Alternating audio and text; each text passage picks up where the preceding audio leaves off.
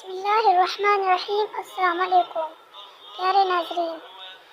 خوبصورت تحریر تصویر کے دور رخ۔ ایک خاتون اپنے بچے کے ساتھ سڑک پر جا رہی تھی کہ سامنے ایک شکستہ حال بھکاری آ گیا۔ اس نے بچے کو کہا، دیکھو اس بھکاری کو، اگر تم پڑھو گے نہیں تو اس بھکاری کی طرح بن جاؤ گے۔ ایک اور خاتون بھی اس سڑک پر اپنے بچے کے ساتھ جا رہی تھی۔ اس نے اپنے بچے کو کہا، دیکھو اس بھکاری کو، اگر تم پڑھ لکھ کر بڑے آدمی بن گئے تو ان کی زندگی بدل سکو گے۔ دونوں مائیں تربیت کر رہی تھی لیکن دونوں کے نتائج بالکل الگ نکلیں گے۔